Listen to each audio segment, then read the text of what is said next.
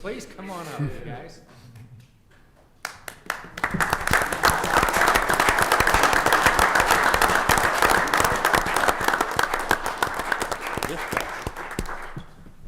These are the unsung heroes of Washington, guys. They're the ones that make it go when people are in trouble. So thank you for what you do. National Public Safety Telecommunications Week, April 12th through 18th of 2026. Whereas emergencies can occur at any time that require police, fire, or emergency medical services, and whereas an emergency occurs, the prompt response of police officers, firefighters, and paramedics is critical to the protection of life and preservation of property, and whereas the safety of our police officers and firefighters is dependent upon the quality and accuracy of information obtained from citizens who telephone the Washington Communications Center.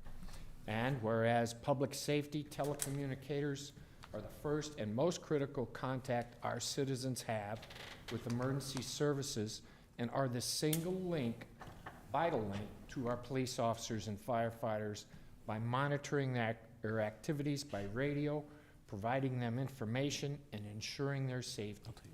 And whereas public safety telecommunicators in the city of Washington have contributed substantially to the apprehension of criminals, suppression of fires, and treatment of patients. And whereas each dispatcher has exhibited compassion, understanding, and professionalism during the performance of their job in the past year. Now, therefore, I, James D. Hagedorn, Mayor of the City of Washington, do hereby proclaim April 12th through 18th as Telecommunicators Week in the City of Washington, Franklin County, Missouri, in honor of the men and women whose diligence and professionalism keep our city and our citizens safe. John?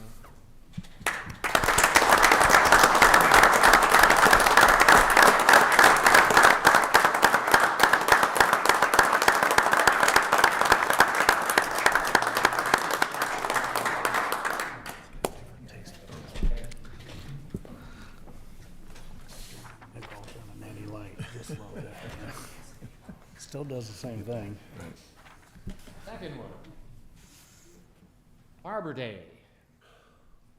Whereas in 1872, J. Sterling Morton proposed to the Nebraska Board of Agriculture that a special day be set aside for the planting of trees, and whereas this holiday is called Arbor Day, was first observed with the planting of more than 1 million trees in Nebraska, and whereas Arbor Day is now observed throughout the nation and the world, and whereas the Tree City USA program, sponsored by the National Arbor Day Foundation, provides direction, technical assistance, public attention, and national recognition for urban and community forestry programs in thousands of towns and cities that more than 93 million Americans call home.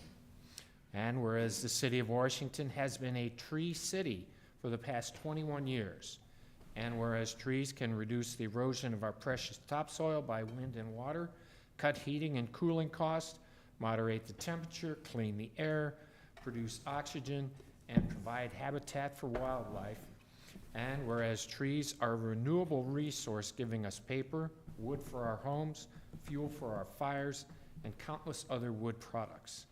And whereas trees in our city increase property values, enhance the economic vitality of business areas, and beautify our community, and whereas trees, wherever they are planted, are a source of joy and spiritual renewal.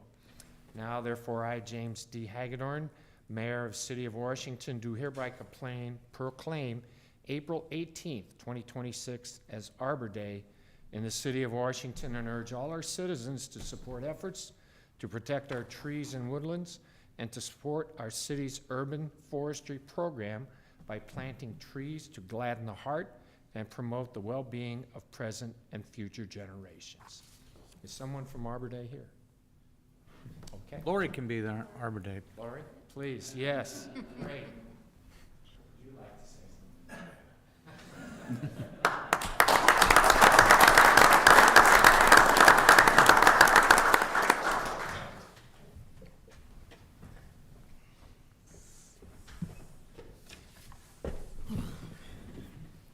Public Works appointment. Dear Councilman, I hereby submit for your approval the following for appointment to the Board of Public Works. William Mayhew, term ending April 2030. Correct. Bill is in Atlanta, or he would be here. I don't know if all you guys know Bill. Darren, you want to add a few Sure, things about we Bill? worked with Bill when we were doing the annexation with West. Meadow Lake, sorry, thank you, with Meadow Lake subdivision, and he was part of their subdivision board, and basically was the primary person that we talked with, very knowledgeable with regards to public works, and has volunteered to go ahead and be on a board before, and we can't think of a better one. We had an opening for that, and so I think he's probably a good fit. Make a motion. Second. Motion by Holtmeyer, second by Bear. All those in favor say aye. Aye. Motion passes. Thank you, guys. Even if he isn't Navy fighter pilot. City physician reappointment. Yep. Dear Councilman, I herewith submit for your approval the following for reappointment as a city physician, Thomas B. Reekers, medical doctor, FACS, term ending April of 2027. Motion to approve. Second. Motion by Patke, second by Pepsel. All those in favor say aye. Aye. Thank you, guys. That's approved. Police department appointment.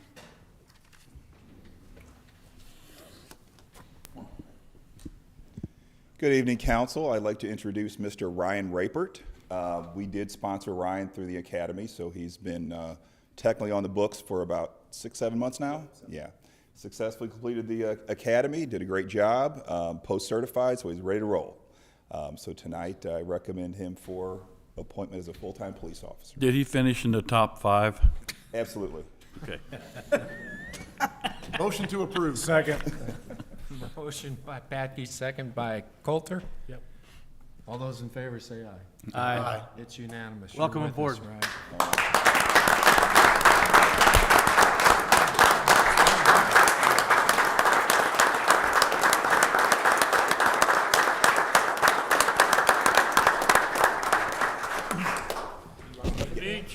And we are going to do something different this time. We're going to knock out the oath and pinning all at once here, so we'll take care of that. And he does have several members of his family here, so great support.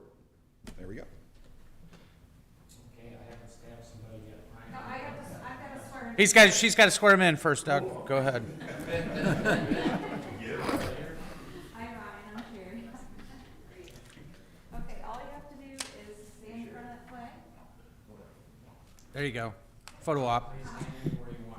Go ahead, raise your right hand. You do not have to repeat after me, just say, I do at the end, okay?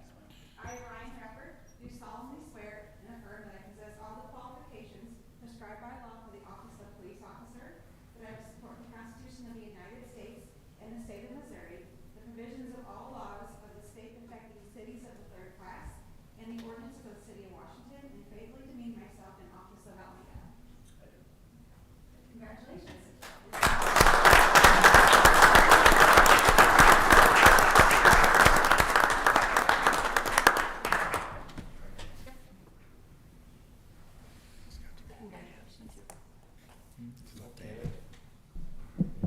There we go. It's gonna hurt a little bit.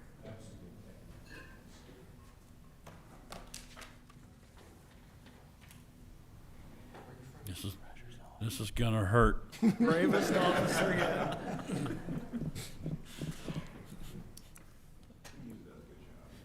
Franklin County, and the guy, the last one, he stuck himself in the tree.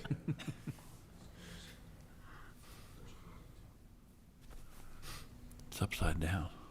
All right.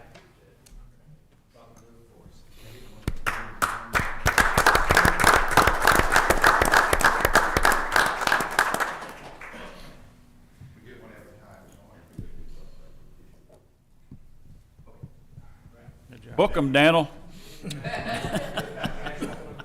too?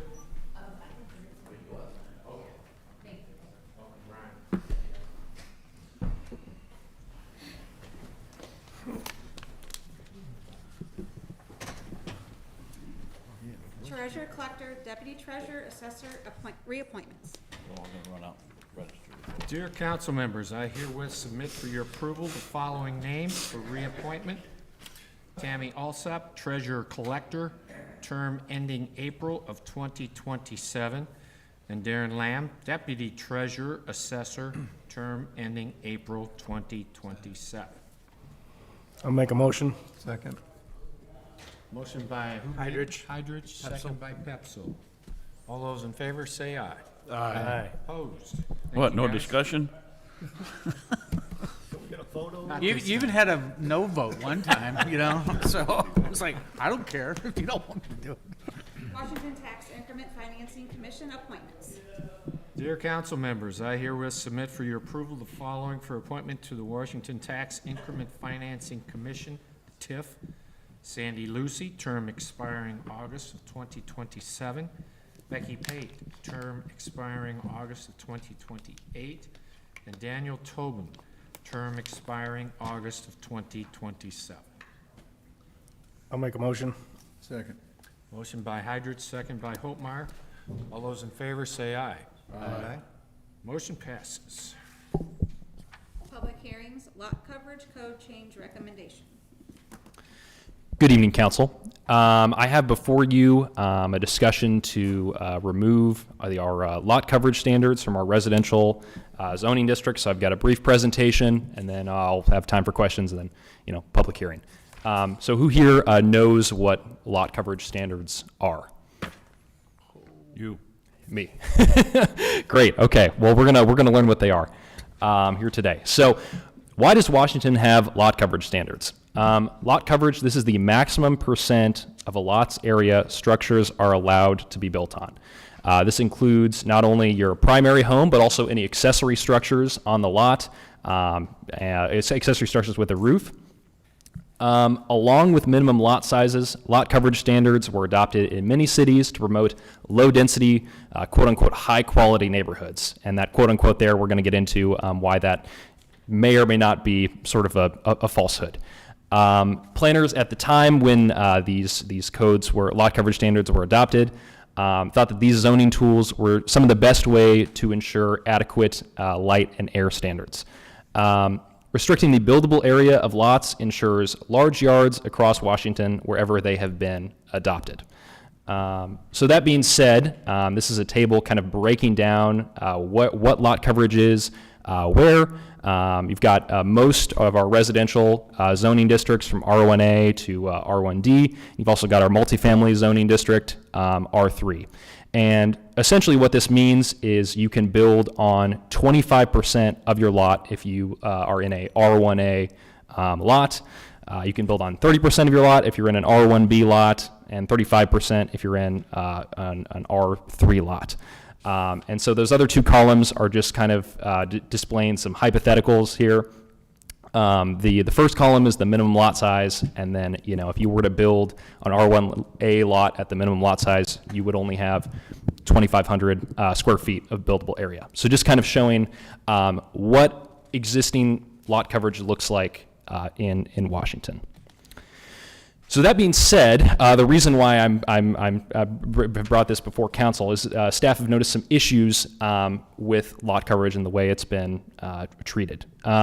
So firstly, lots developed before these standards were introduced oftentimes have a larger lot coverage than allowed by code, primarily in the R1B district. These are kind of your inner ring, suburban zoning districts. I have these mapped later on, so I can show you the geography of where these districts are. These standards have also not been consistently enforced.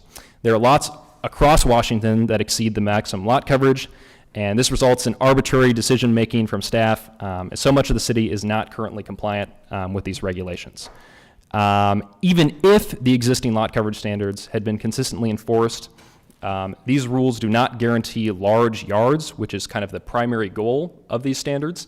The thought was at the time, hey, if we limit the amount of area that you can build a home on, you'll have, a large yard, and therefore your property values will increase.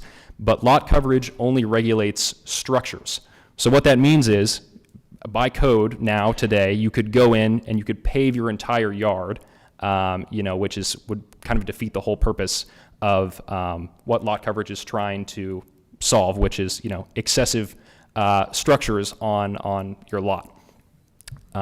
So that being said, another thing here is setbacks already exist to ensure adequate air and light standards in a suburban setting. So for all of these districts, you've got, I guess not R1C, but all the rest of the districts, you've got 25 feet in the front, 25 feet in the rear, 6 feet on the sides. That's already preventing, making sure that every lot has at least some semblance of a yard. So getting into some specifics here, I downloaded some building data from a national source and mapped it out to calculate the lot coverage across Washington. And I've got an asterisk next to the R1D number there because the data I got was from 2022.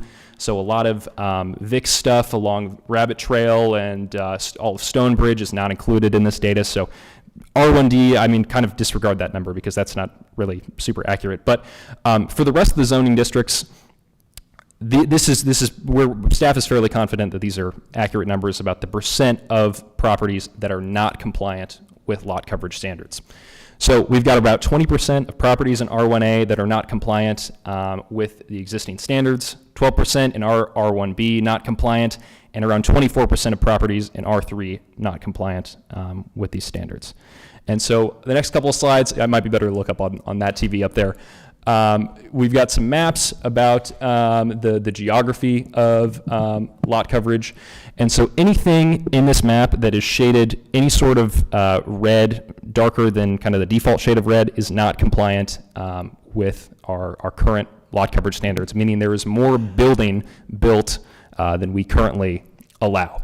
And what you can see from this map and all of the following maps is that there is not one specific neighborhood or area of Washington that has over excessive lot coverage. It's a problem throughout the city, really. You've got all sorts of different subdivisions represented in this map. And same with this map, R1B. All across the district, you got properties that are not compliant. And then finally, R3, our multifamily district. The most number of properties that are not compliant here with this standard. Further, why this is being brought to you is staff has found the most difficulty enforcing lot coverage when it comes to homeowners wanting to build accessory structures. And so there are many lots across Washington, as you all just saw, that either meet or exceed the maximum lot coverage. And so because various things like covered decks, sheds, in-ground pools, detached garages are considered as structures, homeowners who otherwise would be able to build these structures on their property are not allowed to because of lot coverage standards. And it's been difficult for staff to enforce lot coverage as it's written because as you've seen, there's a large number of properties that exceed this metric already. So to deny, some homeowners who, already have their property exceeding, when others have been allowed to build onto their property, when their property has already exceeded the coverage, it just kind of it's difficult for staff to say yes to, not to say yes, to say no to some people who have, others have been told yes in the past. Right. Just for your reference, here are some peer cities that do not have lot coverage standards. St. Clair, Eureka, Wildwood, Chesterfield, and Lake St. Louis. So just to keep that in mind, there are a number of cities that already do not have this standard. Given lot coverage standards do not effectively preserve large yards and have not been consistently enforced, staff is advocating for their removal. Starting to administer a rule which has seldom been enforced leaves property owners, elected officials, and staff confused as to why this rule is on the books. Lot coverage standards are a poor land use tool that attempts to preserve property values by mandating large yards, but gatekeeps even higher property values by preventing improvements such as pools or covered decks from being installed. Allowing homeowners new ways to utilize their land, ensuring staff are not enforcing rules arbitrarily, and making around 900 existing homes compliant with our zoning are all positive outcomes from removing this standard. And just two last things here. Staff do not think that removing this standard would result in excessive lot coverage, as you know, we've primarily run into this with accessory structures. So just some notes in here. Accessory structures. The number 5 here, the square footage of all accessory structures combined must be less than the primary structure, so you don't get a super large like work shed or anything like that. And number 7 here, no more than 2 accessory structures shall be allowed on a lot. So you only have, you're limited to a certain number of accessory structures in residential zoning districts. And these standards prevent excessive lot coverage throughout 44% of Washington's land area. And this is a real life example of how lot coverage is impacting Washington as well. So this is 2794 Earthcrest. The zoning of the property is R1A, which has a maximum lot coverage of 25%. The lot size is around 11,200 square feet, and the home is around 4,200 square feet, meaning that the current lot coverage is around 37%. The homeowners here came to staff a while ago and wanted to install a covered deck right where you see that red square is at. And as staff, we had to tell them, no, you are not allowed to build a covered deck right here because covered decks are considered a structure. Even though it is an existing deck, because covered decks are considered a structure and this home already exceeds their lot coverage allowance, we had to tell them no, that they cannot build a covered deck over an already existing deck because of lot coverage. So this is just one example, and I've talked to this homeowner and they said they were okay with sharing this example about why this might not be the best standard to enforce. So with that, I can take any questions that you folks might I have. got a question. Yeah. Mhm. Well, actually, I got 2 questions. How did you arrive at the ones that aren't in compliance, like the red dots, the red houses you had? How did you come up with all those? And of those, how many do you know got a variance? I think it's safe to, I will be the one to say that I don't remember a request that we've gone before the Board of Adjustment with a variance request. That's a lot of red up there. I mean, Yeah.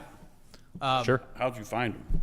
I downloaded a building file, that just had, it was a national file of all the building footprints, and then I used our mapping software to calculate the percentage that those buildings took up of the lot. So, and I did that for the whole city, and that's how I arrived at this map that we have here. So what do we do about this now? Well, I think what the proposal is tonight is to go ahead and remove that portion of the code from all your R1, or all your, R1A? all your residential zoning districts. And then just allow it without, that's just not something that staff will have to check when somebody comes through with a building permit, which is when they see these, that's when you would flag this type of stuff. Correct, yes. To go ahead and determine and say, hey, are they under or over the lot coverage for the zoning district that they're in? Yeah. Let me ask you a question. And I've been asked before, and I'm sure you have too. People tell me that they want to build a structure in their yard, and they say if it's under $500, they don't have to get a permit. I don't know that it's the value. I think it's more to do with the square footage of the structure. Yeah, if it's under 100 square feet, I believe you don't need a 100 permit. square feet, we don't. So like if you want to get a small 10 by 10? shed or something out at Lowe's or whatever and put that in your backyard, that's fine. All right, thanks. But that does take into this lot coverage that he's talking about. So you wouldn't know that. You'd have to go in if somebody wanted to come in. Now, we do have additional regulations, correct me if I'm wrong, on, I think you can only have 2 accessory structures, I think. Yeah, and you covered it. I'm sorry. So so you do have those things that are in place to go ahead and help you with that. Now, and one last thing, if an HOA has restrictions and they decide to do lot coverage, that's private restriction up for them to go ahead and enforce that for the subdivision. Sure. It's not up to the city to go ahead and enforce. Absolutely. So Aaron, I can definitely see where that house where you showed the example of the covered deck, where that would definitely show a red flag here, where Yeah. we can tell someone no to a covered deck. When, I mean, I can definitely see where that came from. Do you have any holdbacks from removing this in any other circumstances? I mean, is there any reason why we wouldn't want to take this out, in your opinion? No, I mean, I guess I should mention at our planning commission meeting, we discussed, potential stormwater implications, for like for example, if you're allowing more impervious surface, there might be some stormwater implications, but I mean, frankly, we already don't have lot coverage in all of our commercial and industrial districts, and that's, I think, where most of your, real stormwater quality issues are going to arise from. So, no, but that is something to bring up, so. Your earlier point, though, somebody could pave their yard and already be doing. Yeah, so that once again, that has nothing to do with lot coverage. That's something that is allowed already, that is admittedly not great, but it just doesn't have anything to do with lot coverage. So So we want to do away with the code. We're wanting to do away with this line item in all of the residentially zoned codes. Need a motion? Well, A hold on, it's a pub- public hearing. Yeah. So if anybody has, because Okay. we're changing the code. Hold that thought. Are we ready for public hearing? Think so? Anyone in the audience would like to come up and comment on what we've been talking about? Now is the time to do that. Okay, thank you. Motion. Make a motion to accept in the minutes. Okay, motion by Bear to accept. Second? So is this guy gonna be able to put a lid on his deck now? yes, yes. Eventually. Second. Not yet. After this. Second by Chad. Any further discussion, you guys? That's a great example, by the way. All right, let's vote. All those in favor, say aye. Aye. Opposed? Passes unanimously. Thank you. An ordinance repealing So, section. Sherry, 1 second. I'm sorry. Steve kind of alluded to this, but Aaron, how you came up with all this? I'm sure there was a lot of homework involved in going through every single lot in town and the size of their house. So again, thank you for the examples and the right way to go about it, rather than just come and say, we need to do without this. You had the information needed and the visuals to see it, so. You gonna give him a star on his collar? Well, I think you were trying to when you asked him, how did you do all this? He was doing more homework than you're willing to do. That's why, that's why we hired. That's what a good city planner does. He feeds you with more information than you want. Okay. Thank you. 3B, please. An ordinance repealing sections 400.060.f.8, 400.065.f.7, 400.070.f.7, 400.075.f.8, and 400.085.f.8 of the Code of the City of Washington, Missouri. Holtmeyer. Introduced by Holtmeyer. You missed all the commas. Any other comments before we make sure we read this again? Are you ready, girl? All right. Second reading, Sherry, please. An ordinance repealing sections 400.060.f.8, comma, 400.065.f.7, 400.070.f.7, 400.075.f.8, and 400.085.f.8 of the Code of the City of Washington, Missouri. Pepsel, Yes. Solenstrup, Yes. Patke, Yes. Heidrich, Aye. Holtmeyer, Aye. Fair, Yes. Briggs, Yes. Coulter. Yes. By your vote, ordinance 7B passes. Nice job, Aaron. C, please.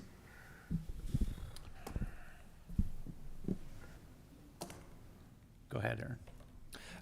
Yes, so before you, we have the preliminary development approval and rezoning for the Parkway Estates planned development plat. And so just some facts here. This is the third stage in the preliminary development process. and pending approval of the development plan and rezoning, the developer can submit construction plans and start work on the infrastructure of this site. So we're down here off of Foxcrest Drive. It's on the south side here, these three parcels. These two are zoned R3, multifamily, and this one right here is zoned R2, two-family. And so the ask is to rezone those three properties to planned development residential, and we'll kind of get into the specifics here. So this is the site specifically. It's 7.1 acres. The comprehensive plan has designated this as type 2 suburban residential. The comprehensive plan describes this area as suburban neighborhoods are small to medium lot neighborhoods, 6,000 square feet and larger, with a mix of detached single-family homes, duplexes, and apartments in suburban subdivisions. In traditional neighborhoods, neighborhoods have primarily rectilinear streets with optional sidewalks, street lighting at expanded intervals, and trees located in both tree lawns and private yards. And this is the site plan here, and staff was approached by KJU and Houston Homes. They're out of O'Fallon, Missouri, in January about this project. And the ask here is 83 townhomes on this site. And the reason why they are requesting the planned development zoning designation is because their alleys, setbacks, street widths, and lot sizes are not to our codes specifically. So I'll go ahead and pull up the more detailed plan here so we can kind of dig into it.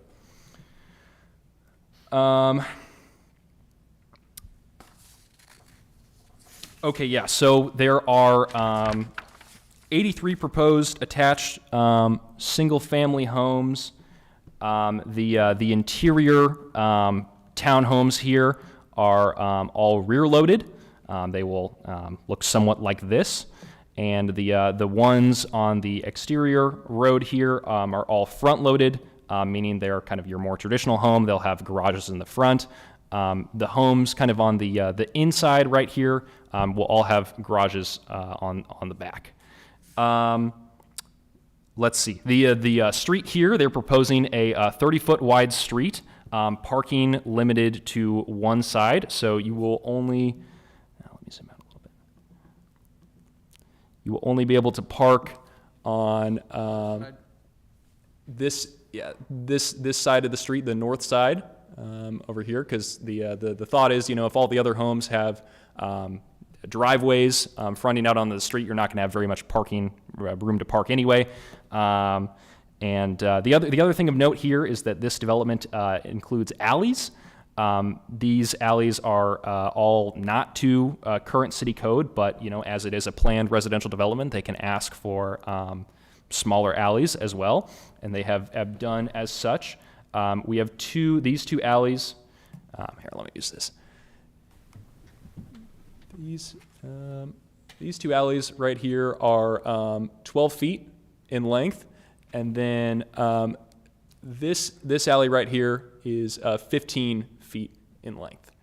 And so once again, not to city code, but that's the ask. There has been consideration given. There have been discussions with the developer and the street department for additional concrete for in the alleys for trash collection and snow removal. We can see those right here. This little bump out right here was not originally there, and then there's additionally more concrete on these turnarounds to help trash trucks and our snow plows get in there. Let's see what else. We got guest parking spaces on various sides of the development. 6 parking spots over here on the east side, 4 parking spots down here in the middle. The whole development's mail, they're planning on having centralized mail. The mailbox will be right here above these 4 guest parking spots. I guess I didn't mention quite yet, but there's this interior common ground courtyard situation going on here, that these units in the middle will all front. They're going to have their garages to the alley, so their front yards are going to be kind of this common ground area, which is fairly unique in Washington. In terms of landscaping, the developer has proposed a 30-foot landscape buffer to the east, and they plan to keep the existing tree line on their property for the southern properties bordering Stonebridge down here.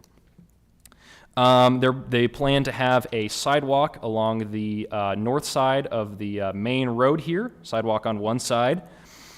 Planning Commission approved the development recommended approval unanimously with the following conditions. And the conditions are as follows. The 12 feet alleys are okay as long as these interior units are sprinkled here. There was some concern from fire about access to these units, so the compromise was that they be sprinkled. The 30-foot landscape buffer on the east side was mandatory, a 40-foot maximum building height, and that the homeowners association be responsible for all snow removal, and that the final development plan be prepared in accordance with the plan that you see before you today, as opposed to what the developers originally submitted. That being said, in the wake of the Planning Commission meeting, staff has had a number of discussions with the street department, Waste Connections, about and the applicant about snow removal and having the HOA take over snow removal. And as far as staff is aware of, and correct me, Darren, if I'm wrong, this would be the only situation in which an HOA would provide maintenance for a publicly maintained road. And so it is staff's recommendation that we disregard Snow removal. Snow removal. So it is staff's recommendation that we disregard that condition that Planning Commission recommended, just so the city, it's the city's road. We ought to snowplow it. It's So. consistent. We just didn't want a situation. I think the biggest fear that I expressed, and we met with Waste Conditions and the developer on, was if for some reason the HOA wasn't able to go ahead and service those alleys and trash needed to be picked up and you had a snowstorm, well, then all of a sudden you'd have a bunch of people calling city saying, how come my trash isn't getting picked up? At least we're in charge of our own destiny there by doing the snow removal. So we asked for some additional radius on some of those turns. Those are one-way, like Aaron was showing you. So they're one-way streets, but we should be able to go ahead and plow those, and we'd rather be consistent with that and go ahead and continue to be able to do that, so we make sure that the trash gets picked up, especially during bad winter events. And Tony's crews in the last few years have stepped up and did so in the past. We didn't always blade or take care of the alleys, but in the last couple of years, just due to the fact of making sure that Waste Connections gets the trash picked up, we do maintain those more so that we don't have those problems. So the developer too don't have to comply with the lot coverage code. That is correct. As yes. of 10 minutes ago, right, you're right. As of 10 minutes ago, you are correct. Yes. So is the alley's gonna be 20 feet wide? Nope, 12. This one on the, and maybe the applicants can shed some additional light on this, but this one on the east here is proposed to be 15 feet wide. Waste Connections expressed some they might have some issues turning there, so I guess they widened it out to 15. But the other two going The other north two are and 12. south are 12, right? Yeah, this alley right here is here. Let me see if the PowerPoint shows it better. Jill, were you seeing that where I was too in the recommendations, about 20 foot? Yeah. Yeah. This right here, That would be 12. and that's then 12. That's 12. This is 12. Yeah. And then this is 15. Right. And Tony's okay with plowing a 12-foot? You okay with plowing this? You want to come on up, Tony, to the, please. Our smaller trucks have a 9-foot blade. It'll be one shot, straight through, that's it. You're doing smaller alleys now. We do them if it is gonna be part of the trash route. If the trash routes are coming up on a Thursday route and it snows, we will go in those alleys for Thursday's alleys. Some of them are tight. We've ripped some salt spreaders off one of our trucks already, so it's not the best scenario, but, and the biggest thing is not so much going in them, it's just getting out of them. Because some of them don't have any kind of, radius, just, you've seen some of the ones where Darren, they got concrete walls set up, so. You got enough radius, enough turning room to be okay. So Aaron, obviously, we've talked with, because it says in here, a recommendation, like what Councilman Holmeyer saying, 20 foot. That, I should have maybe updated my staff report there. The initial staff yes. report when it went to planning and zoning. Correct. That is no longer staff's. We don't feel that that's necessary given the information. You gotta read the dates on each document because it starts out with 20 feet and then it goes to HOA doing snowplow, and then the last one kind of negates all of that as time goes past and more discussions go on, I assume. And that's You're correct, yes. That's the input that you get on a plan development like this. And it's set up that way so that the process, so that you get more time to review and provide more comments. So this is different than the Stonecrest situation with the HOA, having to plow their own snow? I'm trying to think of, I guess Private the only road. one that I'm aware of is maybe Andrea Crest over there. That's what I'm talking about. Is that what you're talking about? Okay. But that's the difference is though is that that's not a city maintained That's right. road. Okay. They want us to go ahead and take over maintenance. Once they build it, they want those alleys to be taken over for maintenance by the city. When it got out of P&Z, it was, well, the city's responsible for the asphalt or concrete. I think these are all concrete, correct? Concrete, but the HOA would be responsible for the snow removal. And I was like, I would rather just, it'd be all or nothing. Yeah. So Okay. we're all in again with this so that Tony can go ahead and his crews can go ahead and do the snow removal. Okay, thank you. Absolutely. It keeps us standardized in that. Yeah. Yeah.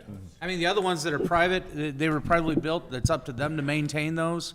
Touchy subject was, Turtle Creek, we've talked about that. That's a privately built street that goes through there, and so it's up to them to go ahead and get that plowed and get that, taken care of. But you try not to, in situation in the future, I mean, we would try not to go ahead and have it subject to a third-party contractor to go ahead and get that snow removal, especially when it comes to picking up the trash. So the 20-foot deal that they're talking about, we're gonna have to take that star back off your collar. Sure. He did his best. He made the recommendation. He can only recommend, Okay. Yeah. So Darren, I'm sure that when you go back to the developer and say that we'll do the snow plow, that's definitely a plus for them. I mean, we offered to do more Sure. than we wanted to, but these concrete streets are also going to be the city standard before we accept them in the city maintenance plan. Well, they it'll will be in- right. I mean, they'll have to be built to the thickness, the cross section, and be reviewed by Right, Charles. so all and that'll that. be Yeah. to our standards, right? Right.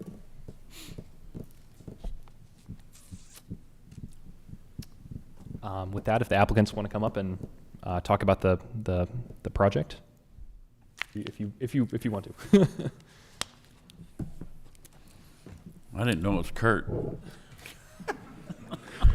My name's Kurt Understall, and appreciate you taking the time. Aaron done a great job, and through the process of this is probably one of your first PUDs. Yes. So he did a great job going through it. Wanted to point out a couple things. The alleyways are going to be built 12 feet wide, but they're one-way alleys, and we intend on building them 7 inches thick. The city standard is 6. We're going to take the extra money and put it in depth because of the trash trucks driving up and down them. So that's our intent on the alleys. And we met with Tony and Waste Management, so we widened out the radiuses so the trash trucks can get in there. Waste Connections. Waste Connections, that's right. They'd make sure that you knew that. Yeah, but Joe, over there on James Street, that one alley's pretty tight. I grew up on High Street, that alley's really tight, so this is, I don't know how the city code has a 20-foot alley. I think that's deterring you probably from getting alleys built. the other thing you gotta keep in mind is, if you look at in Houston can elaborate on that, they've got all their driveways coming off of that alley, so in reality, you've got 12-foot that the city's gonna own and maintain, but then Houston's gonna have 20-foot driveways coming into their garages, so it's gonna be a lot wider than in the old part of town. So just wanted to point that out too, that And you said alleys are one way? alleys are gonna be one way, yes. So what you're saying, Kurt, is the buildings aren't gonna be on top of that 12 Buildings feet? aren't, all right. Downtown St. Like Louis, you go it's out by gonna the be wider park situation. and up High Street behind Third up there, you can put that garage 10 feet off that alleyway. These alleys are gonna be widened for the simple fact that the garages sit back and they've got a two places to park off the alley. Right. So it's gonna be wide open back there.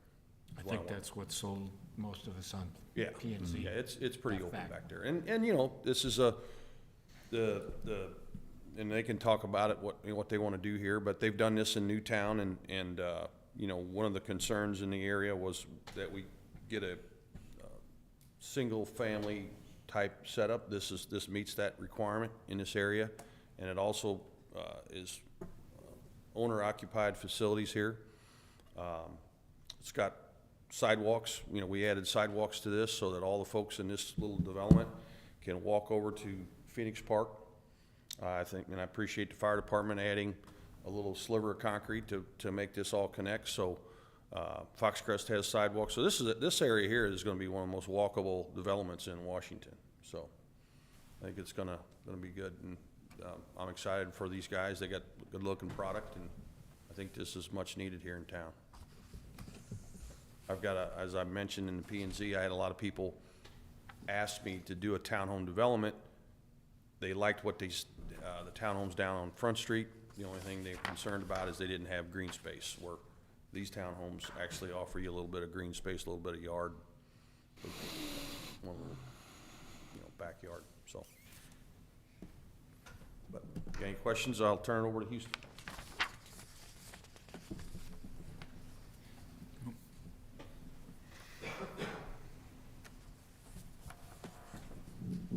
Good evening, Todd Meyer from Houston Homes. Good to see you all again.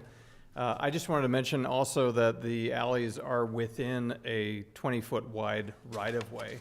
And the reason for that is because of the trash collection and whatnot, so that, the bins are not sitting on the pavement. They can be sort of right off the pavement. So that 12-foot will largely be clear unless people, are putting bins on the pavement. But we want to provide a little extra room there for the vehicles and that trash collection. So that's how the plan is shown today. So just wanted to point that out.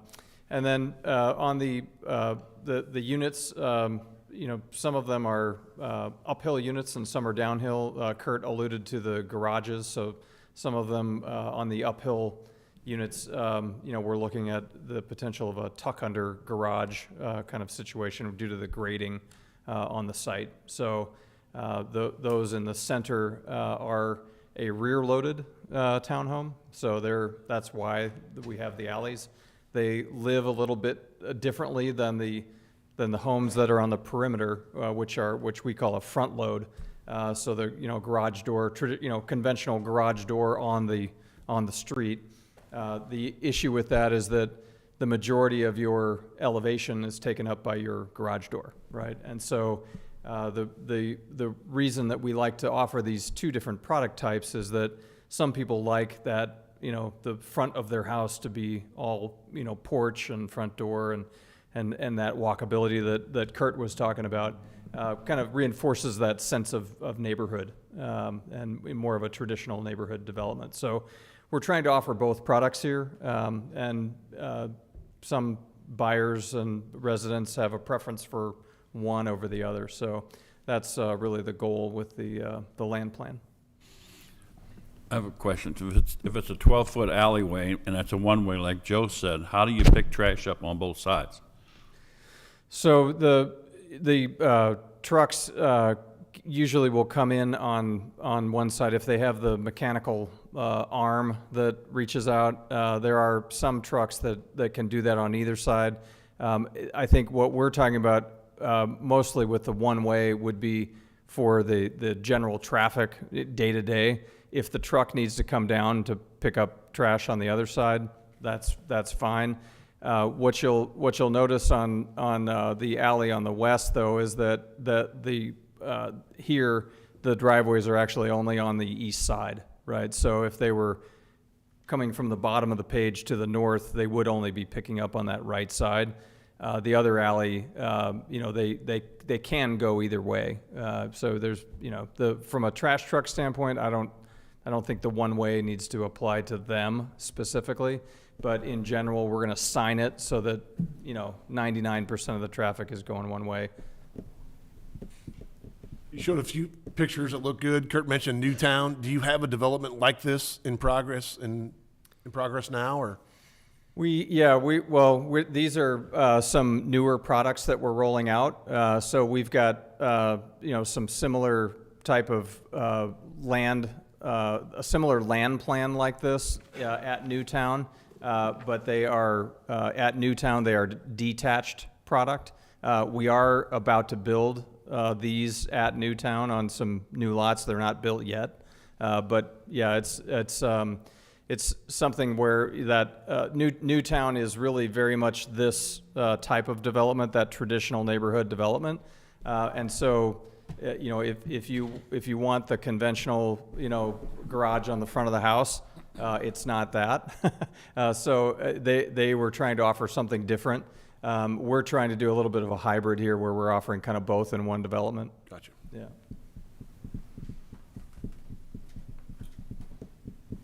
Other questions or discussions, you guys? Something different we haven't seen in Washington, really. Correct. I mean, from multifamily or single family, this is kind of in between, but dense, the neighborhood, you address the neighborhood feel, almost like a little bit of downtown in the outskirts, so. What was the total number of units you're gonna have in there? This plan is 83 units. So it ranges from 3-unit buildings up to 6-unit buildings. So there's 3, 4, 5, and 6-unit buildings.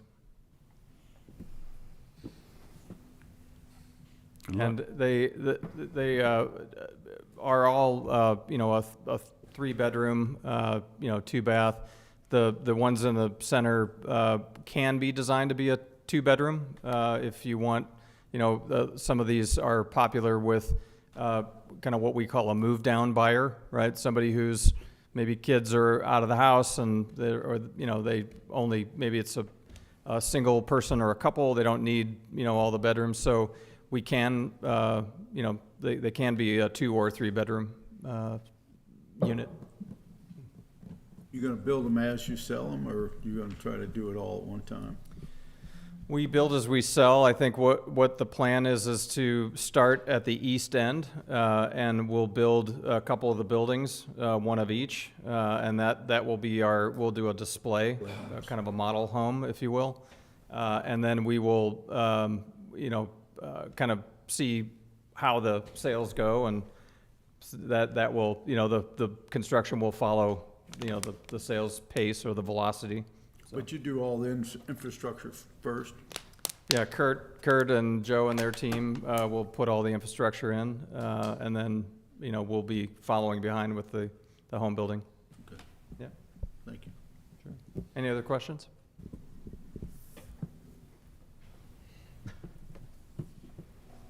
Okay, thank you. Any other discussion, you guys? Just need a motion. Accept the Public motion hearing. if you want to give it. I'll make a motion. Public hearing. This is a public hearing. Anybody? Yes. Oh, Folks, yeah. this is another public hearing, so if anyone would like to comment on this development, now is your chance. Thank you. Make a motion. Motion by Cilantro, Second by Second. Bear. second by Briggs. Did I not hear you? Sorry. Yeah, you're fine. You're good. Other discussion before we vote on this? All right, all those in favor say aye. Aye. Opposed? Motion passes. D, please. A resolution approving the preliminary development plan for Parkway Estates and property located at parcel number 10-7-25-0-099-050.100 in parts of parcels number 10-7-25-0-099-050.000 and 10-7-25.0-000-046.100 in the city of Washington, Franklin County, Missouri. Bear. Introduced by Bear. Further discussion before we move on? Resolution, so I'll second your Resolution, motion. A motion and Yeah. a second. Okay, so we do need a motion and a second. Did Bear? I move, he seconds. Okay, thank you, guys. Keeping me honest here. Further discussion. All those in favor say aye. Aye. Opposed? That passes. Now let's get to the next part. E, please. An ordinance rezoning parcel 10-7-25.0-099-050.100 from R2 two-family and parts of parcels 10-7-25.0-099-050.000 and 10-7-25.0-000-046.100 from R3 multiple family to PDR planned residential in the city of Washington, Franklin County, Missouri. Briggs. Introduced by Briggs. Now further discussion. Second reading, Sherry. An ordinance rezoning parcel 10-7-25.0-000-050.100 from R2 two-family and parts of parcels 10-7-25.0-099-050.000 and 10-7-25.0-000-046.100 from R3 multiple family to PDR planned residential in the city of Washington, Franklin County, Missouri. Papsel, Yes? Hollentrep, Yes. Patke, Yes. Heydrich, Aye. Holtmeyer, Aye. Yes. Bear, Yes. Folker. Yes. How your vote? Ordinance 3E passes. Citizens' comments? Okay, if anyone in the audience would like to come up and comment on any item that is not on the agenda tonight, now is your chance. Okay, thank you. Report of department heads, delinquent real estate and personal property tax as of February 1st, 2026. Council, you've got within your packets a letter from Tammy and Rhonda from the Finance Department. The delinquent tax list usually goes out at this time every year. However, Franklin County was not able to provide us with that at this time. We did find out, though, Tammy did get that this morning, I believe. You got the email for the, or was it this afternoon or sometime today? I got it later today. Later today. But it was a month later, so it's Yeah. gonna be dated, April 1st. Right. So we will have that for you at, we didn't have it in time for this packet. We will have it for you at the next packet to go ahead and that list, and it'll be, as Tammy alluded to, it'll be from the date of April 1st. So we just need a motion to approve. So moved. Second. Motion by Patke, second by Holtmeyer to approve. All those in favor say aye. Aye. Opposed? 6A passes. 7A, please. And ordinances and resolutions, an ordinance authorizing and directing the execution of a non-federal reimbursable agreement by and between the city of Washington, Missouri and the Department of Transportation and Federal Aviation Administration. Holtmeyer.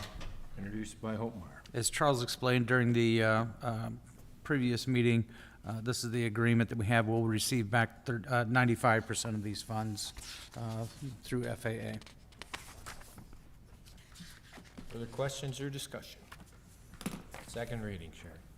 An ordinance authorizing and directing the execution of a non-federal reimbursable agreement by and between the City of Washington, Missouri and the Department of Transportation Federal Aviation Administration. Pepsel? Yes. Sullentrup? Patke? Yes. Heidrich? Aye. Holtmeyer? Aye. Bear? Yes. Briggs? Yes. Coulter? Yes. By your vote, ordinance 7A passes. B, please. An ordinance authorizing and directing the execution of a contract agreement with KJ Understall Construction Company for the High Street Roadway and Compliance Project STBG 6400630. Patke. Introduced by Patke. This is the ordinance to go ahead, as we stated in the workshop, to go ahead and award KJU for the work on the High Street.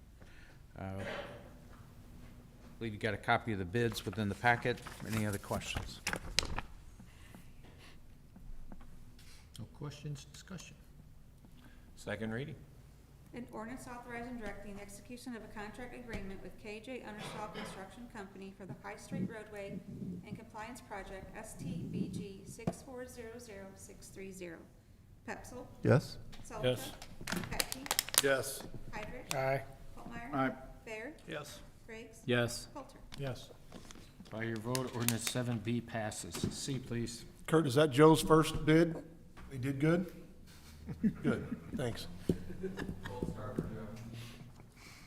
An ordinance providing approval and acceptance of minimum improvements for maintenance for Highland Meadows Plat 8 in the city of Washington, Franklin County, Missouri. Patke. Introduced by Patke. This is for a small piece of street here on Don Avenue. It's in front of what's Dunkin' Donuts now. It was completed a couple years ago, but getting around to the final acceptance. This does include a 2-year maintenance agreement with it. Questions, discussion? Okay, second reading. An ordinance providing approval and acceptance of minimum improvements for maintenance for Highlands Meadows Plat 8 in the city of Washington, Franklin County, Missouri. Pepsel? Yes. Sullentrup? Yes. Patke? Yes. Heidrich? Aye. Holtmeyer? I'm sorry, yes. I heard the cough. Briggs? Yes. Coulter? Yes. By your vote, ordinance 7C passes. D, Wow. please. An ordinance authorizing and directing the execution of an asset purchase agreement by and between the city of Washington, Missouri and A-Type Facilities Corporation for the purchase of a 2016 National Foam M-2085-001 dual tote foam trailer and amend the 2025-2026 budget. Sullentrup. Introduced by Sullentrup. As Chief alluded to or presented at the previous meeting, this is to go ahead and purchase the foam trailer for a total of 20,000, 25, thank you. It's in your packet. No questions, discussion. Second reading. An ordinance authorizing and directing the execution of an asset purchase agreement by and between the city of Washington, Missouri and Haytype Facilities Corporation for the purchase of a 2016 National Foam M-2085-001 dual tote foam trailer and amend the 2025-2026 budget. Pepsel? Yes. Yes. Sullentrup? Patke? Yes. Heidrich? Aye. Holtmeyer? Aye. Bear? Yes. Briggs? Yes. Coulter? Yep. By your vote, ordinance 7D passes. E, please. An ordinance authorizing and directing the acceptance of estimates by and between the city of Washington, Missouri and Show Me Weights LLC for the purchase of weight training and fitness equipment. Briggs. Introduced by Briggs. This is the ordinance that Chief Frankenberg brought to you at the workshop. This is to go ahead and get the weight training and fitness equipment there at the new station, total $38,287.96. No questions or discussion. Second reading. An ordinance authorizing and directing the acceptance of estimates by and between the city of Washington, Missouri and Show Me Weights LLC for the purchase of weight training and fitness equipment. Pepsel? Yes. Sullentrup? Yes. Patke? Yes. Heidrich? Aye. Holtmeyer? Aye. Bear? Yes. Briggs? Yes. Coulter? Yes. By your vote, ordinance 7E passes. F, please.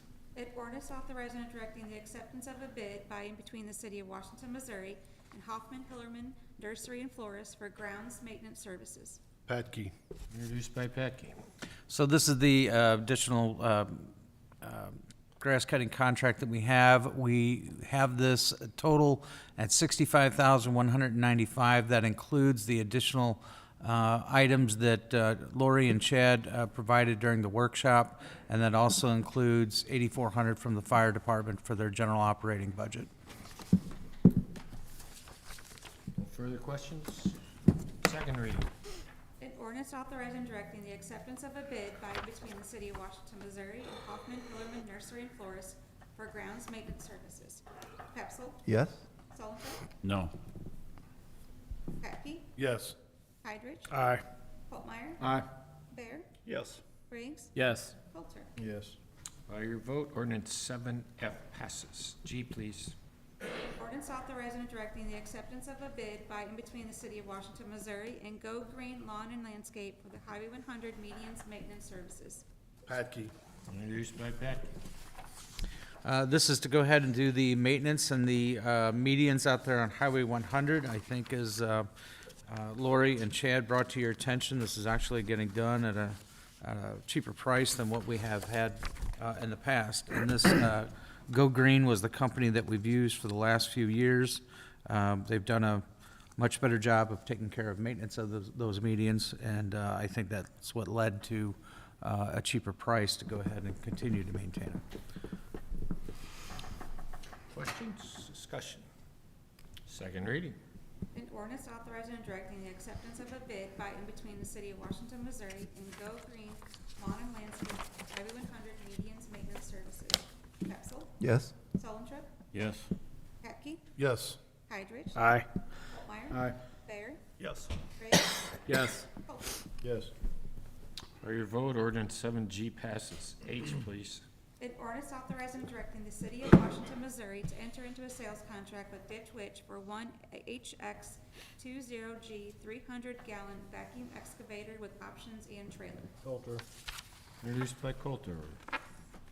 As Tony brought to you, brought to your attention during the previous meeting, during the workshop, I'd like to go ahead and purchase this. Total cost is $51,935.53. Further discussion? Second reading. An ordinance authorizing and directing the city of Washington, Missouri to enter into a sales contract with Ditch Witch for one HX20G 300-gallon vacuum excavator with options and trailer. Pepsel, Yes. Yes. Soltrep, Petke, Yes. Heidrich, Aye. Holtmeyer, Aye. Bear, Yes. Briggs, Yes. Coulter. Yes. By your vote, ordinance 7H passes. I, please. An ordinance authorizing and directing the acceptance of a proposal by and between the city of Washington, Missouri and Hydrokinetics Corporation for the purchase of 3 laser flow meters for the wastewater treatment plant. Donald Trump. Either one of us. How about Bear? God damn. You got a B. Okay, so Further discussion? do you need anything? Good. Second reading, please. An ordinance authorizing and directing the acceptance of a proposal by and between the city of Washington, Missouri and Hydrokinetics Corporation for the purchase of 3 laser flow meters for the wastewater treatment plant. Pepsel, Yes. Soltrep. Yes. Petke, Yes. Heidrich, Aye. Holtmeyer, Aye. Bear, Yes. Briggs, Yes. Coulter. Yes. By your vote, ordinance 7I passes. J, please. An ordinance authorizing and directing the acceptance of a proposal by and between the city of Washington, Missouri and Flynn Drilling Company for well number 9, well electrical control panel replacement. Bear. Introduced by Soltrep. Any questions? Any questions, guys? Distracting. Second reading, please. An ordinance authorizing and directing the acceptance of a proposal by and between the city of Washington, Missouri and Flynn Drilling Company for well number 9, well electrical control panel replacement. Pepsel, Yes. Solon. Yes. Petke, Yes. Heidrich, Aye. Holtmeyer. Aye. Bear, Yes. Briggs, Yes. Coulter. Yep. By your vote, ordinance 7J passes. I guess we're doing. Commission, committee, and board reports. Yeah. An ordinance approving the final plat of Highland Meadows, Plat 11 in the city of Washington, Franklin County, Missouri. Donald Trump. Introduced by Solentrop. So the developer is subdividing this lot 2 into 2 parcels so they can sell off. It sounds like lot 2B there. It did require a small water and sewer extension to the main, so that'll be the following ordinance for accepting that infrastructure that got put in. When is Unstall Drive gonna be constructed out to the highway? Not sure. The developer's still working with MoDOT to try and, get that connection and see what improvements need to be made there at 100. So Okay. now we go through street on Don Avenue. So. Okay. Other questions, you guys, or discussion? Second reading, please. An ordinance approving the final plat of Highland Meadows Plat 11 in the city of Washington, Franklin County, Missouri. Pepsel. Yes. Solentrop. Yes. Patke. Yes. Heidrich. Aye. Holtmeyer. Aye. Baird. Yes. Briggs. Yes. Coulter. Yes. By your vote, ordinance 8A passes. B, please. An ordinance providing approval and acceptance of minimum improvements for maintenance for Highlands Meadows Plat 11 in the city of Washington, Franklin County, Missouri. Hydrich. Introduced by Heidrich. As I said, they had to extend sewer and water to get to this lot, so it's accepting those improvements that were put in. No input? Okay, second reading, Sherry. Thanks, An Charles. ordinance providing approval and acceptance of minimum improvements for maintenance for Highland Meadows Plat 11 in the city of Washington, Franklin County, Missouri. Pepsel. Yes. Solentrop. Yes. Patke. Yes. Heidrich. Aye. Holtmeyer. Aye. Baird. Yes. Briggs. Yes. Yes. By your vote, ordinance 8B passes. Mayor's report. Like I said earlier, of course, you guys, tomorrow's election day. Our committee's been working their butts off. It's been a pleasure working with all of them. And, we got some free time tomorrow and want to poll sit. There's 4. I've got the schedule, so if any of you guys feel the need to answer questions of any voter going in, you guys stay outside at 25 feet. That's all I have. Thank you. City Administrator's report. The only item I have, the couple of members of our Transportation Committee, as well as the mayor, Charles, Sherry, and myself, will be meeting with the Franklin County Commission tomorrow. They have, I guess, the topic of discussion is Highway 47 design. And so they had called up and asked for a meeting last week, and I know it's been posted, so it's a public meeting. So that's why we invited any of the committee members if they wanted to go ahead and attend as well. Other than design, that's all I'm aware of that they want to discuss, but as we've tried to keep you guys up to speed on that, we do have our application before East-West Gateway for STP funds. We are the only application that in Franklin County for STP funds, so it's likely that we would go ahead and receive that. And so, but we're at the request of the commission to go ahead and meet and see what their questions are, if they have any, and try to answer those. 10 o'clock. 11 o'clock, Over at the county. over at the county. We got a commission meeting at 10. That's all I have. Council comments. I got something I'd like to bring up on behalf of Joe Holtmeyer and, what's your name, Sherry Claycamp. Is there a way we can get a mini blind in that window right there? You agree, Joe? I agree. Sherry? Sunglasses would be cheaper. Okay, I'd like to get some sunglasses for Joe Holtmeyer.